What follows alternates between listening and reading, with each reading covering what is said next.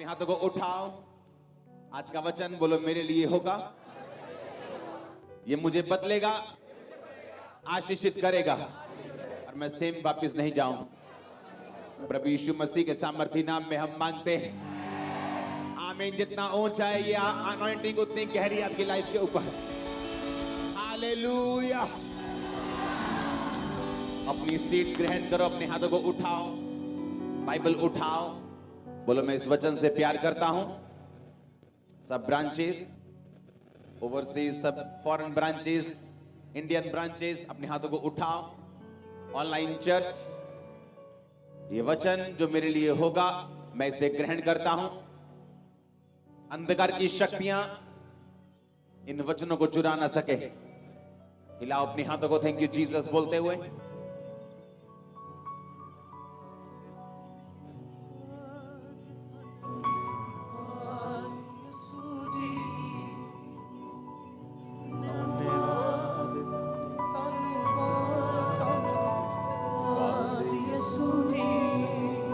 ये वचन मेरे लिए है, अंगीकार करो।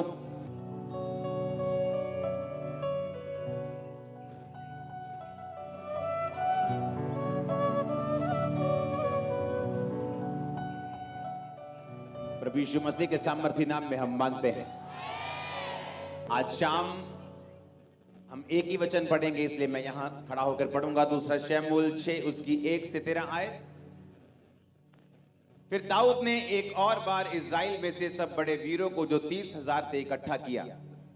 तब दाऊद और जितने लोग उसके संग थे वे सब मिलकर यहूदा के बाली नामक स्थान से चले कि परमेश्वर का वह संदूक ले आए जो करूबों पर विराजने वाले सेनाओं के यहोवा का कहलाता है। अपने हाथों को उठाओ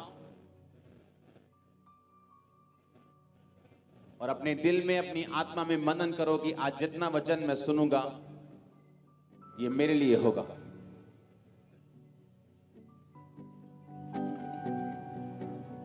प्रभु यीशु मसीह के नाम में हम मांगते हैं। सुबह का वचन सुना था, हम किसमें हैं? लड़ाई में। किसमें हैं? बोलो पड़ोसी को, किसमें हैं हम? फाइट में। आमीन। और हमारी लड़ाई किसके साथ है? किस धर्म के साथ है? कौन से डिनोमिनेशन के साथ है? हमारी लड़ाई किसी के साथ नहीं, शैतान के साथ। बाइबल कहती है कि दाऊद जब लड़ा परमेश्वर ने उसके नाम को महान कर दिया, क्योंकि परमेश्वर ने कहा था दाऊद को कि मैं तुझे भेड़ों के पीछे फिरने से अपना राजा होने के लिए इज़राइल का मैं तुझे चुनता हूं और मैंने तुझे बुलाया इसलिए कि मैं तेरे नाम को बड़े लोगों के नाम के समान महान कर दूंगा। अब आपको मालूम है परमेश्वर ने आपको किस काम के लिए बुलाया? आपको मालूम है, पूरा नहीं मालूम लेकिन थोड़ा थोड़ा मालूम है कि परमेश्वर की बड़ी योजना मेरी लाइफ के ऊपर है। वो मेरी लाइफ को ब्लेस करना चाहता है, मेरे जरिए वो मेरे परिवार को ब्लेस करना चाहता है, मेरे जरिए वो बड़े काम करना चाहता है, वो मुझे भी निराशाओं से निकालना चाहता है और मुझे इस्तेमाल भी करना चाहता है। हर एक व्यक्ति को परमेश्वर की योजना के बारे में थोड़ा थोड़ा जरूर मालूम होता है। उसको अंदर मालूम होता है कि परमेश्वर की योजना, अगर उसको नहीं भी मालूम तो वचन कहता है कि परमेश्वर की योजना जो तुम्हारे विषय में है वो तुम्हारे लाभ के लिए है। आमीन। अपने पड़ोसी को बोलो परमेश्वर की प्लानिंग जो तेरी लाइफ के लिए है वो तेरे फायदे के लिए है। आमीन। अब बाइबल कहती है दाऊद जब जब लड़ा परमेश्वर ने उसके नाम को महान किया, क्योंकि उसका वायदा था कि मैं तेरे नाम को दूसरे नाम के समान जो महान है महान कर दूंगा। लेकिन उस वायदे को पूरा होने के लिए तुझे फाइट करनी पड़ेगी। आप बैठे हैं आराम से ना, अंग्रेजों से फ्री होके, किसी ने फाइट की है आप लोगों के लिए। हाँ, आज शांति का रीजन फाइट है जो की गई थी। आप चाहते हैं आपकी फैमिली में पीस आए, आपके सेवकाई में पीस आए, आपके पर्सनल लाइफ में शांति आए, तो उसका एक ही इलाज है, फाइट, लड़ाई। अपनी पड़ोसन से नहीं। हाँ, अब पड़ोसन के जूंडे मत पकड़ लेना जाके कि शांति चाहिए तुझे, फैंटी झाड़ के मिलेगी। लड़ाई किससे? अपने आप से, अपनी अभिलाषाओं से, उन सवालों से जो शैतान आपके दिलों में डालता है, उन सवालों से जो वो परमेश्वर के वचन के खिलाफ खड़े करता है, उन परीक्षाओं से जिससे आप गुजर रहे हैं उनसे। इसलिए परमेश्वर ने कहा तुम्हारा युद्ध मांस और लहू से नहीं बल्कि शैतान से, अंधकार से, शक्तियों से है जिसका हेड ऑफिस आसमान में है। अब ये तो हमें मालूम हो गया कि अगर पीस चाहिए, वो फैमिली का हो, वो फाइनेंस का हो, तो मुझे लड़ाई लड़नी है, क्योंकि परमेश्वर का कोई भी वायदा बिना लड़ाई लड़िए पूरा नहीं होगा। पुराने समय में जब लड़ाई इंसानों के साथ होती थी तो बाइबल कहती है वो लड़ते थे, परमेश्वर कहता था कि वो देश मैं तुम्हें देता हूं, जाओ लड़ो और जीतो। उनके झोली में ऐसे देश नहीं आता था, वो जाते थे, लड़ते थे और जीतते थे। और आज भी ऐसा ही है, परमेश्वर बदला नहीं, लेकिन आज लड़ाई हमारी देशों के साथ नहीं, इंसानों के साथ नहीं, किसी जाति के साथ नहीं, बल्कि शैतान के साथ है। और अगर हम चाहते हैं वही पीस, अगर हम चाहते हैं वही ब्लेसिंग, अगर हम चाहते हैं वही परमेश्वर की योजना, अगर हम चाहते हैं खुदावन का वो प्लान जो मेरी लाइफ में पूरा हो, तो मुझे लड़ना पड़ेगा। आमीन। मुझे फाइट करनी पड़ेगी, मुझे एक लड़ाका बनना पड़ेगा, एक फौजी बनना पड़ेगा और मुझे लड़ना पड़ेगा। इसलिए बोलता हूं क्रिश्चियनिटी बेचारों के लिए नहीं, जो अपने आप को बेचारा समझते हैं, यह उनके लिए नहीं। आप बेचारे हो सकते हैं रियल में, पर बाइबल कहती है जो बलहीन है वो बोले मैं वीर हूं। आप वीर हैं यीशु के नाम में, आप फलवंत हैं यीशु के नाम में, सारे कर्ज टूट चुके हैं यीशु मसीह के नाम में। हालेलुया। ऊंची आवाज में बोलो हालेलुया।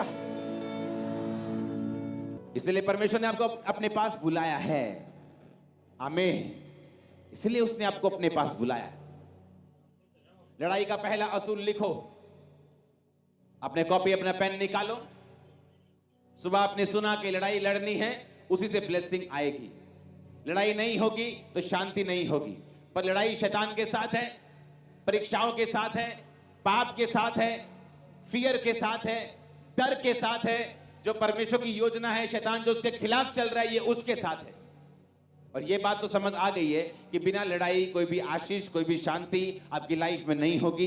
परमेश्वर की योजना आपकी लाइफ में पूरी नहीं होगी, क्योंकि परमेश्वर सिर्फ अपनी योजना को बताता है, आगे आपने चलना है, नहीं चलना, चलना आपकी मर्जी है, परमेश्वर आप पे छोड़ता है। तो ये अगर समझ आ गया कि मुझे लड़ाई लड़नी है, क्योंकि उसी के बाद मैं ब्लेस होऊंगा, तो बच तेरा घराना बचाया जाएगा। लिखा कि नहीं लिखा? जब आप खुद बचते हैं तो क्या ये एक लड़ाई है कि नहीं? है कि नहीं? जब मैं बचा तो एक फाइट थी। ये किसकी सुनूं? रिश्तेदारों की सुनूं, माँ बाप की सुनूं, अपने शरीर की सुनूं, दिमाग की सुनूं या वचन की सुनूं? मैंने फाइट को लड़ा, आज मेरा घराना बचाया जा चुका। तू बच रहा घराना, ये उसका वायदा है। धर्मी का वंश बचाया जाएगा, लेकिन धर्मी पीछे हट जाएगा तो उसका वंश बचाया नहीं जाएगा। अब धर्मी को फाइट करनी पड़ेगी उस वचन के लिए जो बाइबल में उसके लिए लिखा है। आमीन। एक औरत जिसके संतान नहीं, अगर उसको वचन नहीं मालूम कि वचन में लिखा है कि धर्मी का वंश बचाया जाएगा, धर्मी का वंश पृथ्वी के ऊपर पराक्रमी होगा, अगर उसे वचन समझ आ जाए, वो घुटनों पे बैठ जाए और रोज परमेश्वर से मुकदमा लड़े कि परमेश्वर तेरे वचन में लिखा है कि धर्मी का वंश बचाया जाएगा, धर्मी का वंश पराक्रमी होगा, मेरा वंश कहां है? आपके हाथ में होगा वंश। लेकिन आपने लड़ाई नहीं लड़ी, ना तो शैतान से लड़ी, ना तो शरीर से लड़ी, ना अभिलाषाओं से लड़ी, ना प्रार्थना में लड़ी। बाइबल कहती है याकूब प्रार्थना में प्रभु से लड़ा और प्रभु से जीत गया। हम प्रभु से इमोशनल होके नहीं लड़ सकते। पहला रूल लड़ाई का, तुम इमोशनल होके नहीं लड़ सकते। लिखो, क्या है ये पहला? बाइबल कहती है अगर तुम रूल के मुताबिक ना लड़ो तो तुम जीतोगे नहीं। WWE देखिए, उसके रूल अलग हैं। आप सिर पर रॉड नहीं मार सकते, दाएं जो वहीं लगाने हैं बस। मुक्का भी सीधा नहीं मारते, मालूम? UFC में एक मुक्का पड़ता है, आंख लाल हो जाती। WWE में 10 मुक्के भी पड़े, मुंह ऐसे का ऐसे जैसे फेशियल करा के गए होते हैं, कोई फर्क नहीं पड़ता, क्योंकि रूल है कि मुक्का ऐसे मारना है, लगे ना ताकि फेस पे। UFC में मुक्का बजता है तो पूरा आंख लाल हो जाता है। हर लड़ाई का रूल क्या है? अलग अलग है। और बाइबल कहती है कि यदि तुम रूल के अनुसार नहीं लड़ोगे तो जीतोगे नहीं। आमीन। अब ये मालूम हो गया कि लड़ना जरूरी है, मुझे शरीर के साथ लड़ना है, क्योंकि जिस समय मैं प्रार्थना करने लगूंगा मुझे फेसबुक याद आएगा। हाँ, उसने क्या कमेंट किया होगा, यार देखो तो सही लाइक कितने बजे। ये एक फाइट है कि अब मैं फेसबुक पे जाऊंगा या मैं प्रार्थना की ओर जाऊंगा। चलो कल रोजा रखते हैं। जैसे ही कल सुबह रोजा रखा, मम्मी ने 3-4 फेवरेट डिशेस बना के सामने रख देनी। अब ये फाइट है कि आज रखने के कल। सामने पड़ोसन खड़ी, गुस्सा तो बहुत चढ़ रहा है कि मुंह पे मुक्का मारे, पर अपने आप को कंट्रोल किया। ये क्या है? एक फाइट। शरीर पर काबू करना, ब्लू फिल्म को ना देखना, क्या है? एक फाइट। निराशा में भी परमेश्वर के साथ खड़े रहना। कहीं भूल भुले के पार्टी में चले भी गए तो दारू को हाथ ना लगाना, क्या है? एक फाइट है। तुम अपनी फाइट करो, परमेश्वर तुम्हारे साथ खड़ा होगा। आमीन। ये फाइट है। पहला रूल फाइट का, तुम इमोशनल होकर फाइट नहीं लड़ सकते। तुम्हें रूल्स के साथ लड़ना होगा। तुम्हें रूल्स के साथ लड़ना होगा। आमीन। दूसरा शमूएल 6 उसकी 1 से 13 आयत। मैं 2 पढ़ चुका हूं, 3 पढ़ूंगा। फिर उन्होंने परमेश्वर का संदूक एक नई गाड़ी पर चढ़ाकर टीले पे रहने वाले अबीनादाब के घर से निकाला, और अबीनादाब के उज्जा और अहो नामक 2 पुत्र उस नई गाड़ी को हाँकने लगे। उन्होंने उसको परमेश्वर के संदूक समेत टीले पर रहने वाले अबीनादाब के घर से बाहर निकाला, और अहिया संदूक के आगे आगे चला। सब बोलो आमीन। दाऊद और इज़राइल का समस्त घराना यहोवा के आगे सनोवर की लकड़ी के बने हुए सब प्रकार के बाजे, वीणा, सरंगियां, डफ, डमरू और झांझ बजाते रहे। जब वो नाकाने के खलिहान तक आए, तब उज्जा ने अपना हाथ परमेश्वर के संदूक की ओर बढ़ाकर उसे थामा, क्योंकि बैलों ने ठोकर खाई। ऐसे बैल लेके जा रहे थे आराम से, बैलों ने ठोकर खाई, कुछ पत्थर वत्थर लग गया, गाड़ी हिल गई और परमेश्वर का संदूक गिरने लगा। तो जो 2 बेटे अबीनादाब के संभाले हुए थे, एक ने ऐसे हाथ किया और परमेश्वर का वाचा का संदूक गिरने से बचाया और उसको वापस ऊपर रखा।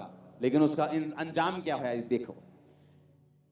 तब यहोवा का कोप उज्जा पर भड़का, और परमेश्वर ने उसके दोष के कारण उसको ऐसा मारा कि वो परमेश्वर के संदूक के पास मर गया। अब आप बोलोगे उसने तो परमेश्वर की मदद की, कि परमेश्वर का संदूक धरती पर ना गिर जाए, उसने अपना हाथ बढ़ाकर उसे क्या किया? थाम लिया। लेकिन परमेश्वर ने उसको मारा और लिखा वो वहीं मर गया। दाऊद देखकर डर गया, कहता है इसने तो अच्छा काम किया, पर मर कैसे गया? बाइबल कहती है दाऊद ने वो वाचा का संदूक वहीं छोड़ दिया, अपने घर नहीं, वहां नहीं लेके गया। और जानते उसने कहां छोड़ा उसको? इसलिए दाऊद ने यहोवा के संदूक को 10 आयत में अपने यहां दाऊदपुर में पहुंचाना ना चाहा, परंतु गतवासी ओबेदेदोम के यहां पहुंचाया। दाऊद डर गया, इतना डर गया, कहता मैं वाचा का संदूक नहीं लेके जाऊंगा, इसे यहीं कहीं छोड़ दो। तो उसने कहा, उसने ओबेदेदोम के घर में उसे पहुंचा दिया। यहोवा का संदूक उसके घर में 3 महीने रहा, और बाइबल कहती है यहोवा ने ओबेदेदोम और उसके समस्त घराने को आशीष दे दी। जब उनको आशीष मिल गई तो दाऊद को पता चला कि भाई जहां तो संदूक रख के आया है उनको तो आशीष मिल रही, वो जिस खेत पर हाथ लगा रहे हैं 10 गुना फसल आ रही, उनकी भेड़ बकरियां 10 गुना ज्यादा बढ़ रही, उनके पास कोई बीमारी नहीं जा रही, उनके घर में बरकत आनी शुरू हो गई, अच्छे अच्छे प्रॉपर्टी के सौदे हो गए, उनके लोग सस्ते दाम में उनको बेच के चले गए। अरे उनको बहुत आशीष मिली। दाऊद कहता है आशीष मिली, चलो लेके आता हूं वापिस संदूक। फिर दाऊद ने गलती ढूंढी कि गलती कहां हुई। फिर दाऊद को बताया गया कि गलती ये थी कि ये रूल है कि जब परमेश्वर के वचन का जो संदूक है उसे निकालोगे तो कोई भी गाड़ी पर रखकर उसे नहीं लाओगे, याजक उठाकर उसको लेके आएंगे और कोई बंदा उसे टच नहीं करेगा। पर दाऊद क्या हुआ? इमोशनल हो गया कि नहीं, परमेश्वर का संदूक है, फ्रेश गाड़ी लेके जाएंगे। आज के जमाने में बोलो नहीं नहीं, परमेश्वर का संदूक रॉयल्स रॉयल्स में लेके आएंगे, मर्सिडीज में लेके आएंगे, फेरारी में लेके आएंगे, लैम्बोर्गिनी में लेके आएंगे, बेस्ट गाड़ी में परमेश्वर का संदूक लेके आएंगे। लेकिन परमेश्वर ने क्या कहा? तुम मेरा संदूक याजकों से उठवाना और कोई बंदा उनको हाथ ना लगाए, नहीं तो वो मर जाएगा। पहले से बताया गया था। इसलिए इमोशनल लोग जो हैं कई बार परमेश्वर की सेवा नहीं कर पाते। यीशु मसीह जब 12 साल के थे तो जब पर्व हुआ तो यरूशलेम में सब गए, उनके माता पिता सब रिश्तेदार गए, और जब पर्व वापस हुआ सब वापस निकल गए। बड़े बड़े परिवार 100-100, 200-200, 300-300 लोगों के होते थे।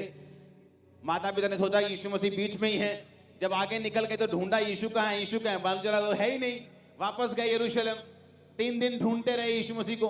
3 दिन के बाद यीशु मसीह जब परमेश्वर के भवन में मिले तो वो शास्त्रियों के साथ, बड़े बड़े विद्वानों के साथ वो क्वेश्चन आंसर कर रहे थे। तो माता पिता ने कहा, ए यीशु, तू नहीं जानता कुड़ते हुए तुझे ढूंढते, हम कुड़ चुके हैं, हम हाँ समझ रहे हैं आपके नहीं। तो यीशु मसीह इमोशनल नहीं हुए। ओ मम्मी, यीशु मसीह ने कहा, क्या तुम नहीं जानते कि मुझे अपने पिता के घर में होना जरूरी है? यीशु मसीह वचन सुना रहे हैं।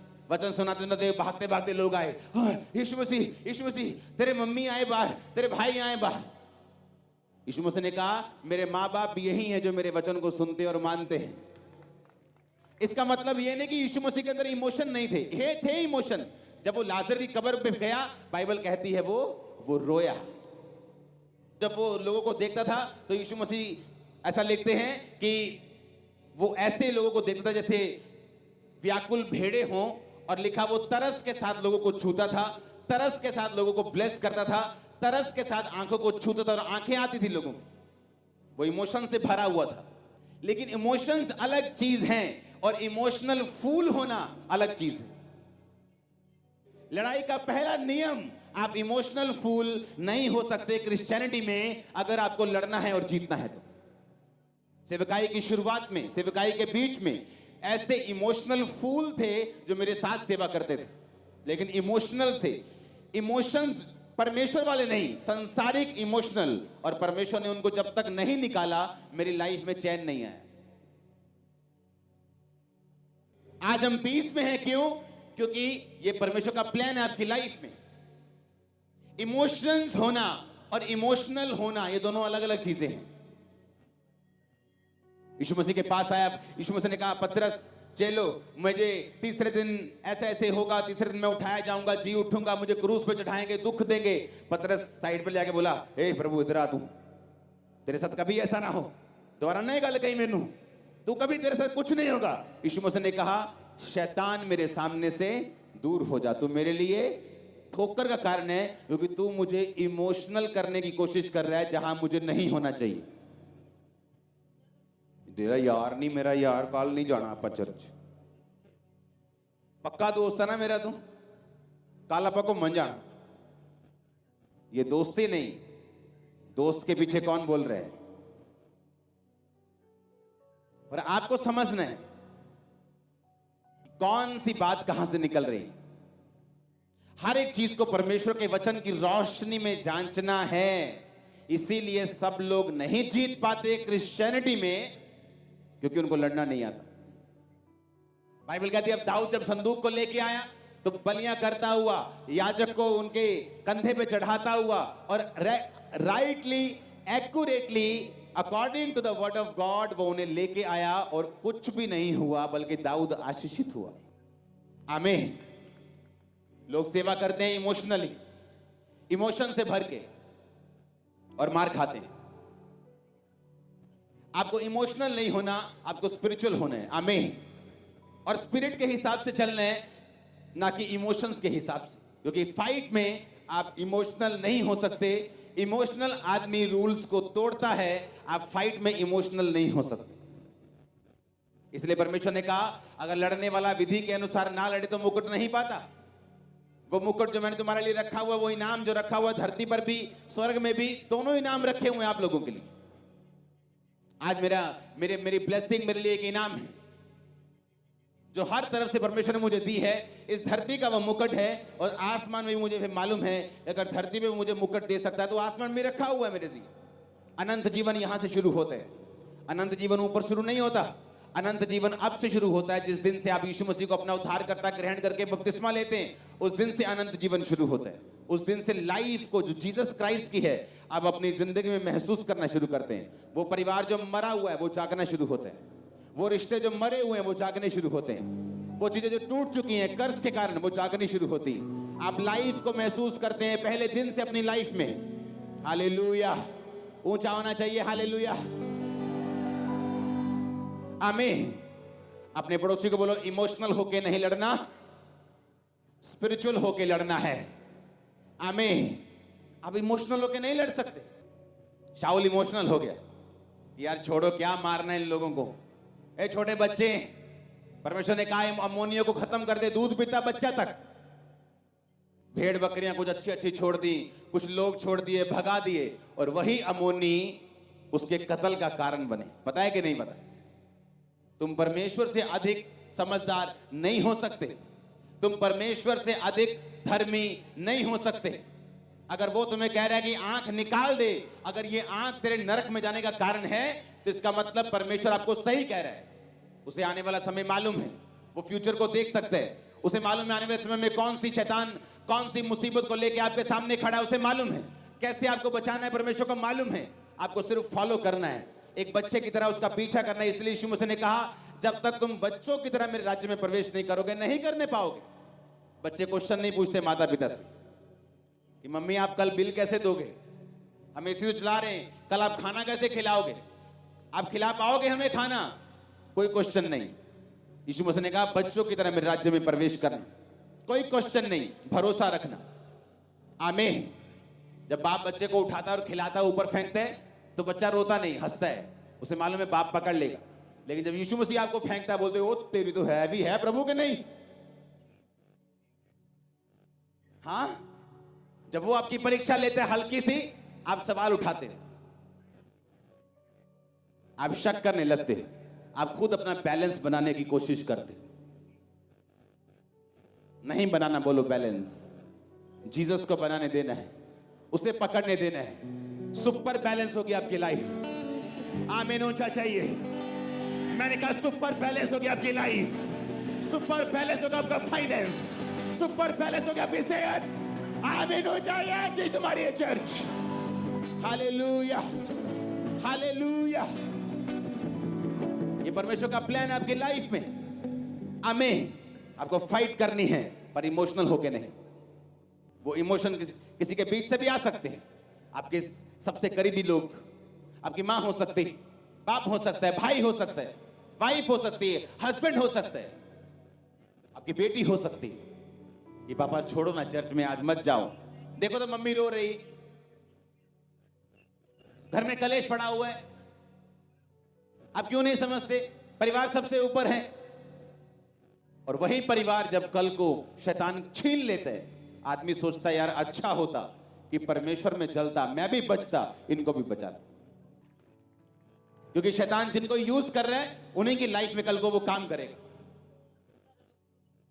मेरे ऐसे लोग जिनको उनके घर वालों ने अलग कर दिया कि अगर तू गया तो तुझको ये नहीं देंगे, प्रॉपर्टी नहीं देंगे, शादी नहीं कराएंगे, ले गए वापिस, खुद दोनों मर गए, दोनों पेरेंट्स, हस्बैंड वाइफ, क्योंकि शैतान ने उनको यूज किया। और सबसे बुरी बात कि जिसको स्टैंड लेना चाहिए, जिसको फाइट करनी चाहिए थी, उसने फाइट नहीं की। आज फायर तुम्हारे सिर के ऊपर आ रही फाइट करने की, फायर तुम्हारी फैमिली के ऊपर आ रही फाइट करने की, फायर कनाडा ब्रांच के ऊपर, फायर यूके ब्रांच के ऊपर, फायर यूएसए ब्रांच के ऊपर, फायर जर्मनी ब्रांच के ऊपर, फायर अमृतसर ब्रांच के ऊपर, गुरदासपुर ब्रांच के ऊपर, फायर खामरा ब्रांच के ऊपर, खामरा चर्च के ऊपर, हर एक ब्रांच के ऊपर फायर आ रही यीशु मसीह के सामर्थ्य नाम में। वो फिरोजपुर में हो, वो पटियाला में हो, वो होशियारपुर में हो, catch fire in Jesus name. वो बिहार में हो, बरनाला में हो, catch fire in Jesus name. वो बंगाल में हो, catch fire in Jesus name. वो ऑनलाइन हो, catch fire in Jesus name. आमीन हो जाए, बरकत तुम्हारी है चर्च। मैंने कहा आमीन हो जाए, बरकत तुम्हारी है चर्च। वो तुम्हारे सिर को ऊंचा कर देगा, तुम्हारे लाइफ को ऊंचा करेगा, तुम सिर उठा के चला करोगे। टाइम हमारा चर्च। बेस्ट देश तुम्हारे होंगे यीशु के नाम में, बेस्ट प्लेसेस तुम्हारे होंगे यीशु मसीह के नाम में। आमीन हो जाए, आशीष तुम्हारी है। Hallelujah, hallelujah. ये परमेश्वर का प्लान है आपकी लाइफ के लिए। आप अड़े और खड़े रहेंगे, आप जीतेंगे नहीं, आप बम्पर जीतेंगे यीशु के नाम में। और छोटी सुनो मेरी बात, जब यीशु मसीह आपकी लाइफ में आता है ना, तो लॉटरी डालने की जरूरत नहीं पड़ती आपको। आपकी लॉटरी ऑलरेडी लग चुकी है, बस उसे कैश करवा लो। लोग आए मेरे पास कि एक भाई है, बहुत परमेश्वर के लिए सेवा करता है, बहुत गरीब है, उसके लिए हम सब पास्टर्स ने लॉटरी डाली है, प्रेयर करना कि इसका नंबर लग जाए। मैंने कहा मैं नहीं करूंगा, उसकी लॉटरी लग चुकी है, बस वो कैश कैसे करनी है ये देखना है। आमीन।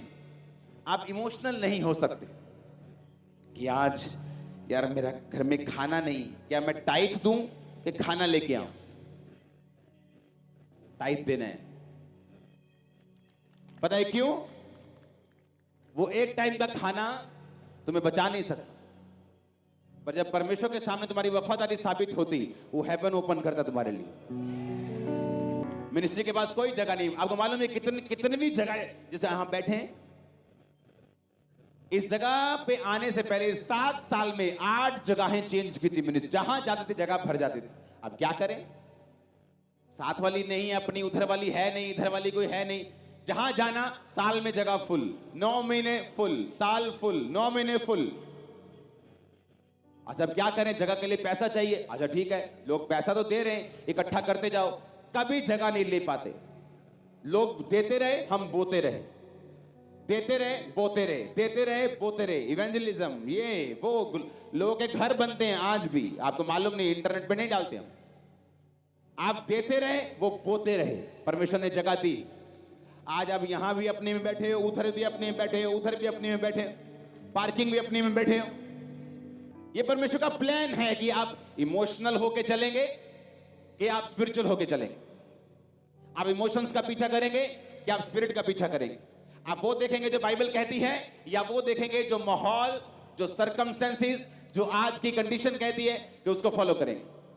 फिर तो आप नॉर्मल लोगों की तरह हैं, वो भी अपनी नॉर्मल कंडीशंस को देखते हैं कि अच्छा है आज पैसा है तो बोते हैं, नहीं है तो रखते हैं, अच्छा लग रहा है तो प्रार्थना करते हैं, बुरा लग रहा है तो दारू पीते हैं। ऐसा नहीं होगा, ये फाइट नहीं। ये तो माहौल के हिसाब से वो थाली का बैंगन है, जिधर थाली भारी उधर उधर घुस गए। वो लोग होते हैं ना, जिधर देखते हैं कि पासा भारा है उधर के हो जाते हैं। जो 4 बंदे इधर खड़े, नहीं नहीं भाजी सही गल है ताड़ी। जो 5 इधर आ गए, नहीं नहीं इन्ना भी ठीक है भाजी, ताड़ी गल ज्यादा वधिया है। पता है कि ये 5 हो गए, इधर से मार पड़ेगी, इधर इधर हो जाओ। ऐसा नहीं होना है। अकेले खड़े रहो, तुम भीड़ होंगे। मैं सच कह रहा हूं, अकेले खड़े रहो।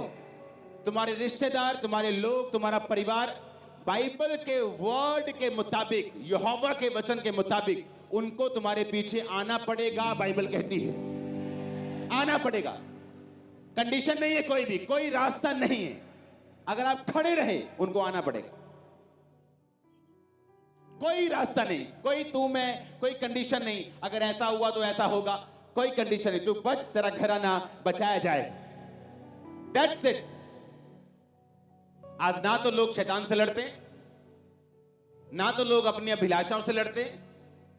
हम तब तक पवित्रताई में हैं जब तक किसी सुंदर लड़के ने प्रपोज नहीं मारा। जिस दिन प्रपोज आ गया, पवित्रताई खत्म। ना तो शैतान से लड़े, ना शरीर से लड़े, और ना परमेश्वर से लड़े।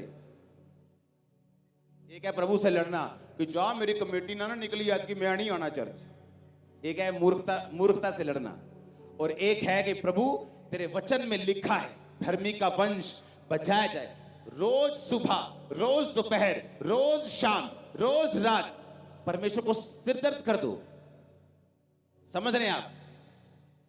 परमेश्वर ने कहा, जब एक व्यक्ति का सिर दर्द हुआ कि ये विधवा रोज आती है मुझे सताने, कि मैं ना तो प्रभु से डरता हूं, ना किसी की परवाह करता हूं, ये मेरे नाक में दम कर दे। यीशु मसीह ने कहा, देखो एक इंसान क्या सोचता है, अगर तुम मेरे नाक में दम करो, हालेलुया, तो मैं तुम्हारा न्याय क्यों ना चुकाऊंगा?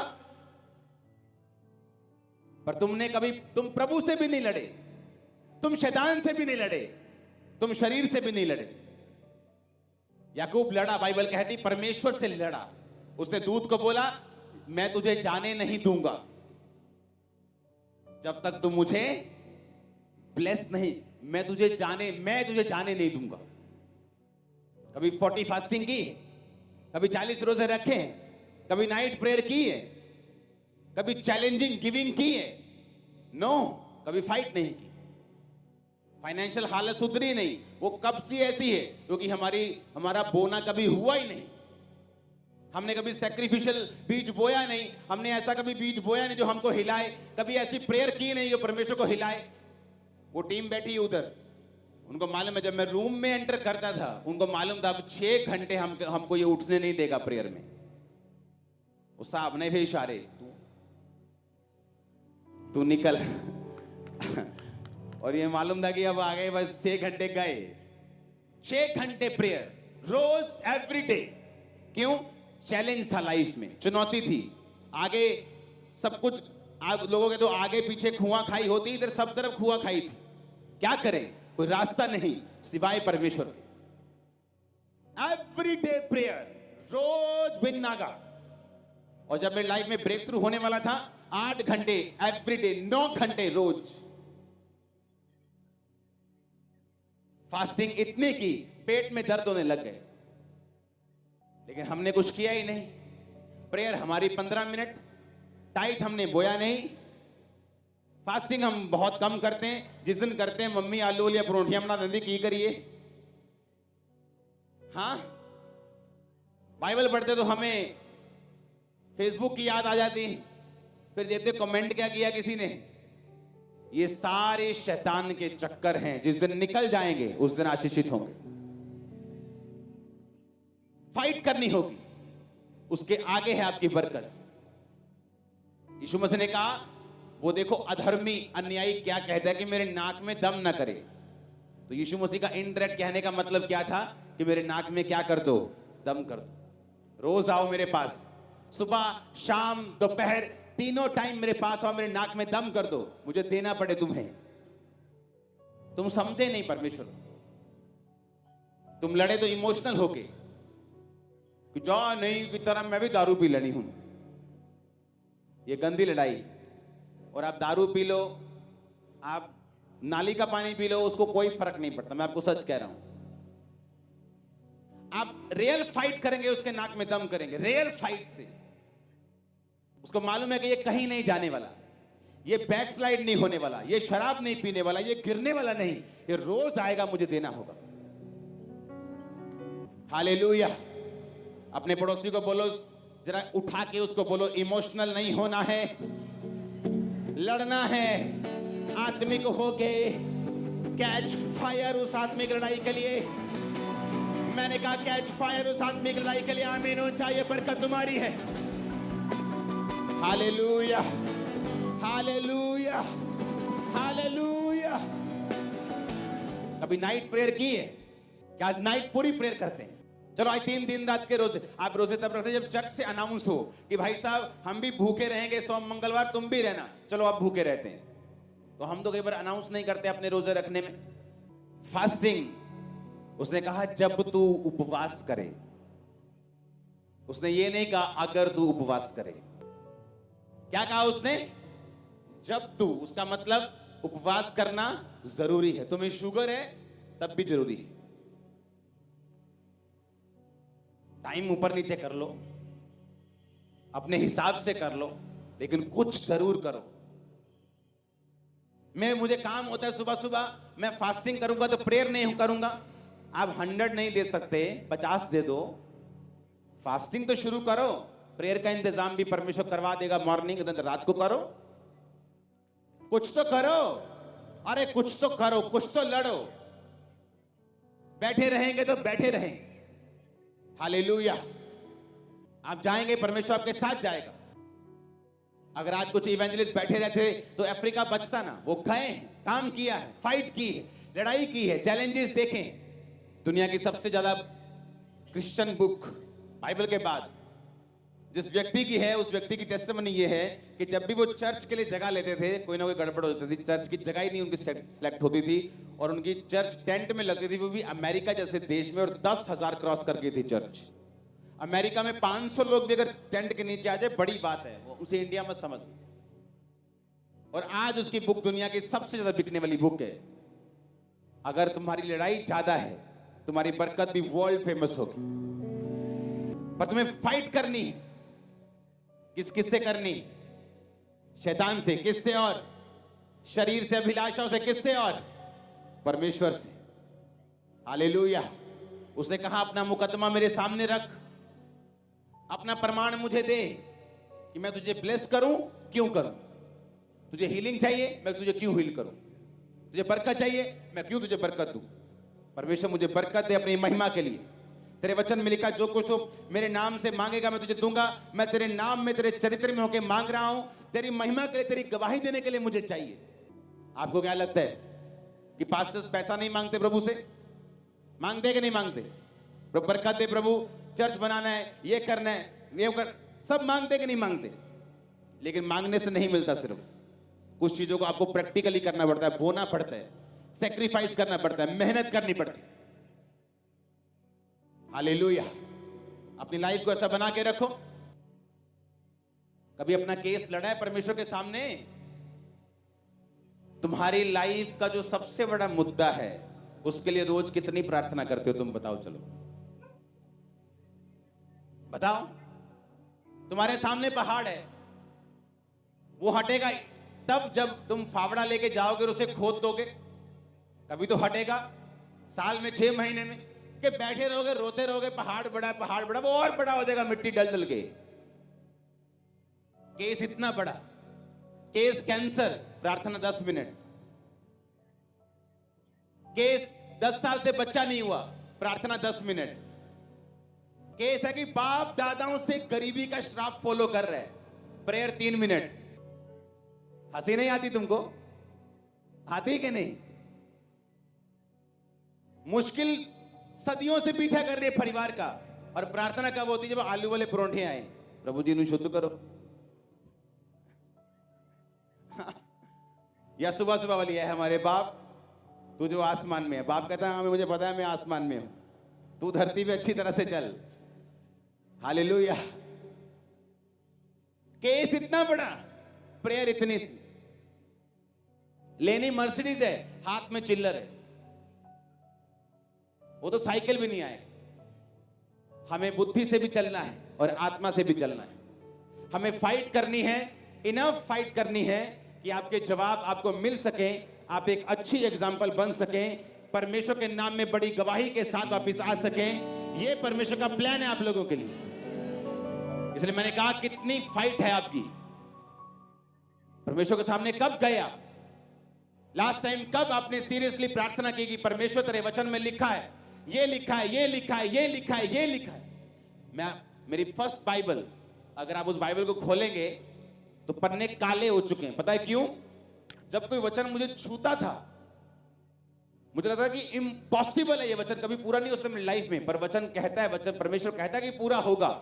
मुझे रोना आता था और मेरे सिर पे अनॉइंटिंग ऑयल लगा होता था और बाइबल पे ऐसे सिर रख के मैं घंटों रोता था, इसलिए वो बाइबल के वो पन्ने काले हो गए थे, उस पे ऑयल लग लग के। आज जिन काले पन्नों को आप मेरी बाइबल में देखेंगे वो सारे पूरे हो चुके हैं। पर फाइट थी, लड़ाई थी कि ऐसा हो सकता है। परमेश्वर कहता है मुझे नहीं मालूम कैसे होगा, परमेश्वर कर सकता है। हालेलुया। वो 1 साल नहीं चली, 2 साल नहीं चली, 10 साल चली, 15 साल, 12 साल चली। अपने पड़ोसी को बोलो, बोलो लड़ो। अपने पड़ोसी को बोलो, बोलो जीतो। Hallelujah, hallelujah. जैसे तुम प्रोग्राम बनाते हो ना घूमने का हिमाचल में, हाँ ऐसे प्रोग्राम बनाओ तो प्रार्थना करने का। चलो 2 दिन प्रेयर करके आते हैं, चलो 1 दिन प्रार्थना करके आते हैं। वो कल्चर खत्म हो गया प्रेयर का। प्रेयर मतलब घर में गए, आधा घंटा इधर उधर की बातें की, हो गई प्रेयर। अरे 15-20 मिनट, आधा घंटा तो फोन, काम, टीवी दिमाग से नहीं निकलता। आज सारा दिन क्या किया, किसने क्या बोला, आधा घंटा तो दिमाग से नहीं निकलता। मैं सच कह रहा हूं कि नहीं? उसके बाद तो इंजन गर्म होता है, उसके बाद तो प्रार्थना शुरू होती, तब तुम्हारा आमीन हो जाता है और तुम कहते हो परमेश्वर मेरा केस हल कर। तुम लड़े नहीं, इसलिए परमेश्वर मुझे बाइबल स्टडी देने के लिए बोला आपको। फाइट करनी है, फाइट के रूल में आपको सिखाऊंगा, आप लड़ेंगे और जीतेंगे। आप लड़ेंगे और जीतेंगे। आपको जो चाहिए आपके दिमाग में रखने से आपको नहीं मिलेगा, उसे शब्दों पर ले आके मॉर्निंग, नून में, आफ्टरनून में और शाम में, रात में आपको प्रभु को बोलना पड़ेगा। हाँ, बोलेंगे तभी जब पवित्रताई में होंगे, और ये बोलने के चक्कर में हम पवित्रताई में रहेंगे। और जब बोलने के चक्कर में पवित्रताई में रहेंगे, जब 3-3 बार प्रभु को एक बात बताते जाएंगे, कहता मेरे नाक में क्या करो, उसने आप कहा, हमने थोड़ी कहा है। उसने कहा, वो कहती कि विधवा को सुन के वो बोलता है पापी बंदा कि मेरे नाक में दम। परमेश्वर को तब सोचो ये क्या बोल रहे हैं, मैं अपने चुने हुओं का न्याय क्यों नहीं चुकाऊंगा, पर जो दिन और रात मेरे नाम की दुहाई देते। कंडीशन है, पर हम तो दिन रात को दुहाई देते नहीं। हमारी दुहाई तो वीरवार और संडे को होती है कि नहीं होती, कि वीरवार दुहाई देने जाना है और फिर संडे दुहाई देने जाना है, और कभी कभी भी संडे शाम को भी देने जाना है। ये आए तो हुए ही हैं, चलो फिर शाम को भी दुहाई देते चलते हैं। उसके बाद सोमवार, मंगलवार, बुधवार कुछ नहीं। उसने कहा तू लड़ेगा, मैं तेरे नाम को ग्रेट कर दूंगा। तू फाइट करेगा, मैं तेरे नाम को महान कर दूंगा। तू फाइट करेगा, जो तुझे चाहिए मैं तुझे दूंगा। जो मेरा वायदा है तेरी लाइफ में पूरा होगा। मेरी योजना तेरे बच्चों की लाइफ में, तेरे फाइनेंशियल लाइफ में पूरी होगी। वो तेरी फिजिकल लाइफ में, स्पिरिचुअल लाइफ में पूरी होगी। वो तेरी मिनिस्ट्री में पूरी होगी।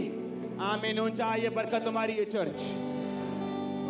Hallelujah, hallelujah. शैतान के साथ कोई कॉम्प्रोमाइज नहीं करना, किसी भी तरह का कोई कॉम्प्रोमाइज नहीं करना, किसी भी तरह का कोई भी पाप का, किसी भी एंगल का, किसी भी सेकंड का, किसी भी इंच का कोई कॉम्प्रोमाइज नहीं। उसको जूती दिखा के ही रखनी, उसको भगा के ही रखना है, उसकी बात को काट के रखना है, कोई कॉम्प्रोमाइज नहीं। वो फायर आपके अंदर आ चुकी है आज। मैंने कहा वो फायर आपके अंदर आ चुकी है आज। हमारे YouTube चैनल को सब्सक्राइब करें ताकि आप परमेश्वर के गहरे वेदों को जान सकें कि कैसे आप परमेश्वर में बढ़ सकते हैं, कैसे आप दुष्ट आत्माओं से, नशों से, बीमारियों से और वंशों के श्रापों से आजाद हो सकते हैं।